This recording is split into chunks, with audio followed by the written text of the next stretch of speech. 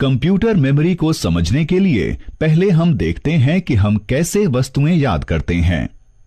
जब कोई हमें अपना नाम बताता है या बताती है तो क्या होता है? तब हम नाम याद करते हैं। तो जब हम उसी व्यक्ति से अगली बार मिलते हैं तो हम उन्हें उनके नाम से बुलाते हैं।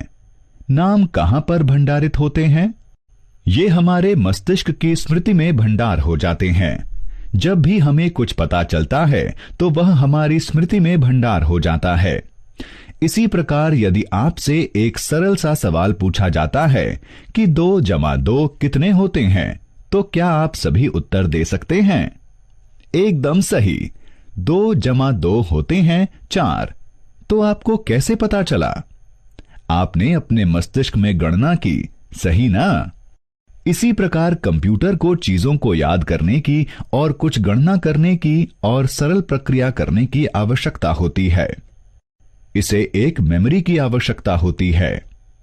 तो जहां पर कंप्यूटर आंकड़ों और प्रोग्राम को भंडारित करता है उसे कंप्यूटर की मेमोरी कहते हैं। कंप्यूटर में 2 प्रकार की मेमोरी होती है।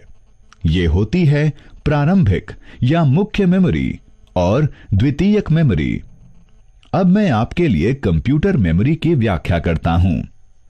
मुख्य मेमोरी बहुत ही तेज होती है और इसे रैंडम एक्सेस मेमोरी अर्थात रैम कहते हैं। आंकड़े और निर्देश मुख्य मेमोरी में सहेजे जाते हैं, जहां से उन्हें सेंट्रल प्रोसेसिंग यूनिट सीपीयू परिणाम हासिल करने के लिए प्राप्त करता है। रैम वह मेमोरी होती है जिसमें सभी प्रोग्राम भंडारित होते हैं। कंप्यूटर की गति रैम पर निर्भर करती है। कैशे मेमोरी वह मेमोरी होती है जो रैम का हिस्सा होती है और प्रोसेसर के निकट होती है। इसे प्रोसेसिंग गति बढ़ाने के लिए प्रयोग किया जाता है। मुख्य मेमोरी सीमित होती है, तो असीमित आंकड़ों को भंडारित करने के लिए हमें द्वितीयक मेमोरी की आवश्यकता होती है। चलिए समझते हैं कि इसे द्वितीयक क्यों कहते हैं। द्वितीयक आंकड़ों पर रखे गए आंकड़े या कार्यक्रम को कंप्यूटर पर प्रयोग किए जाने के लिए रैम पर प्रति बनाए जाने की आवश्यकता होती है।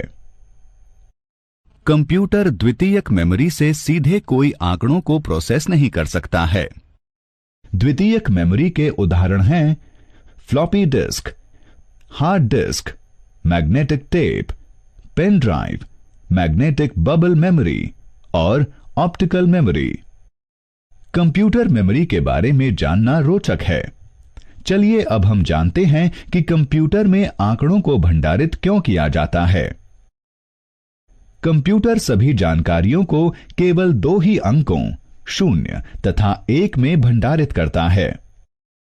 एक एकल बाइनरी अंक जो कि 1 और 0 है को बिट कहते हैं। 8 बिट के एक समूह को बाइट कहते हैं। एक बाइट 8 बिट्स के समान होता है। 1 किलोबाइट या 1 केबी 1024 बाइट के समान होता है। एक मेगाबाइट या 1 एमबी 1024 केबी के समान होता है। 1 गीगाबाइट या 1 जीबी 1024 एमबी के समान होता है। तो यदि आपको कोई बताता है कि आपके पास एक 2 जीबी रैम है तो आपको पता होगा कि इसका अर्थ क्या होगा।